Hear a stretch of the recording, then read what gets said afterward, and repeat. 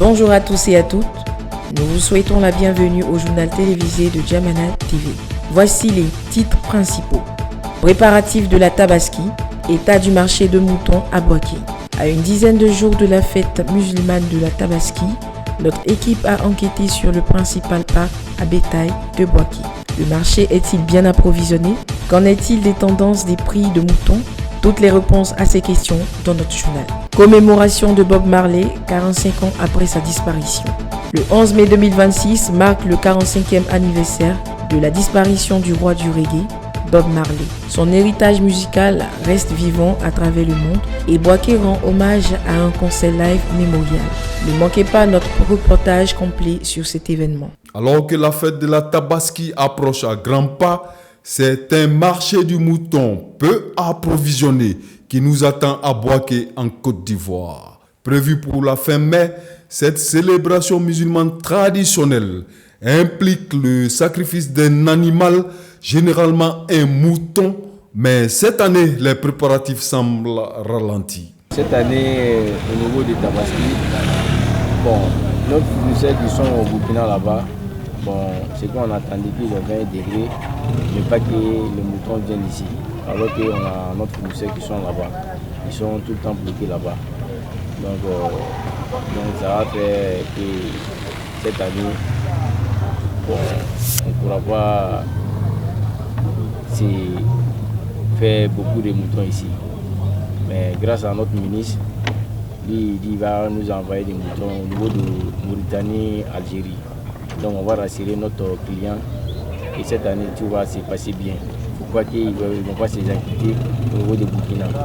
On aura beaucoup de moutons ici. À moins de 10 jours de l'événement, le principal parc à bétail de Boaké n'affiche toujours pas son plein potentiel. Les causes de cette situation préoccupante sont multiples. La suspension des exportations de bétail pour le Burkina Faso et l'instabilité sécuritaire au Mali affectent l'ensemble de la région ouest africaine. Ce constat est partagé par ces commerçants sénégalais que nous avons rencontrés sur place. Je m'appelle Ibrahim Ndiaye, je suis sénégalais. Je fais l'opération de Tabaski chaque année. On part au Niger pour prendre des têtes pour partir au Sénégal. Pour cette année, arrivé au niveau de Sikasso, il y a des problèmes de blocus de Bamako. On a vu qu'ils ont brûlé des camions sénégalais. Un ami même que je connais très bien, ils ont brûlé son camion Khadim Doy. C'est ça qui nous avait découragés. Notre famille nous a recommandé de rentrer en Côte d'Ivoire et écouler notre marchandise et rentrer. Donc, Côte d'Ivoire, c'est un pays de paix, il n'y a pas de problème. On est venu ici pour essayer d'écouler la marchandise et prendre l'avion et rentrer chez nous. Alors, depuis combien de temps vous avez quitté chez vous? Bon, ça fait peut-être presque 2 mois. Presque 2 mois. Parce qu'on part là-bas au Niger, on part dans les marchés, ça prend du temps pour venir. Et puis en route aussi pour venir, tu sais qu'avec le problème de Burkina là, c'est pas facile. On est obligé par Nigeria, on rentre par Bénin, Togo, on rentre au Burkina et Mali encore. Vraiment c'est trop fatigant. C'est ça quoi. Dans cette atmosphère morose où l'enthousiasme peine à se manifester, les négociations entre potentiels acheteurs et vendeurs s'avèrent particulièrement ardues. C'est un peu compliqué.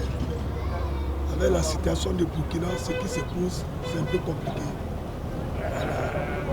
C'est les derniers camions qui sont sur la route.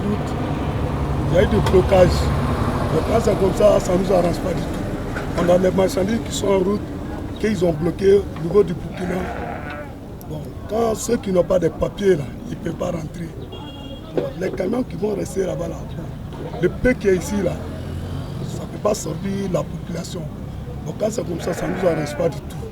Ce qui est sur la route, là, si ça vient compléter ce qu'on a mis ici, là, pour que les moutons, là aussi, les prix ne cadent. Chacun n'est qu'à être satisfait dans les prix, quoi.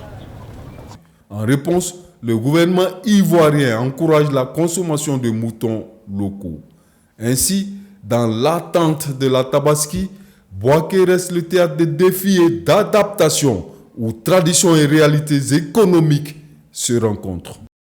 Le 11 mai 1981 à Miami, Robert Nesta, alias Bob Marley, s'éteignait à l'âge de 36 ans, emporté par un cancer. L'artiste jamaïcain, figure emblématique du reggae, a transcendé les frontières de son île avec des chansons intemporelles telles que No Woman No Cry, One Love, Africa Unite et Redemption Song.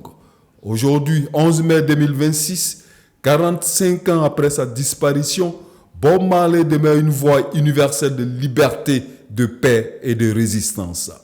À Bouaké, en Côte d'Ivoire, l'héritage de Bob Marley est célébré chaque année le 11 mai au Poufiré dans le quartier Air France. Le 11 mai, c'est devenu une culture pour nous ici à Bouaké. Chaque année, nous célébrons le 11 mai, le nom de Bob Marley au Poufiré. Et c'est la vieille marmite qui est derrière moi, là, le Poufiré. Et on le fait chaque année, c'est devenu une culture pour nous. Des Rastas, des amateurs de reggae et d'autres adeptes se rassemblent vêtus de couleurs rouge, jaune et vert pour rendre hommage au roi Bob. Bonsoir. Bonsoir monsieur. Présentez-vous. Moi c'est Patricia, moi c'est Karine. Alors, le 11 mai. L'anniversaire de Bob Marley. L'ambiance. Ouais, ça va, le Poufiré. C'est une tradition pour nous, hein. D'être là toujours les 11, chaque 11 mai, nous sommes là. Le message. Prenez la vie du bon côté, peace and love. Bob Marley, plus qu'un artiste, est une légende qui continue de vivre dans le cœur de ceux qui l'écoutent.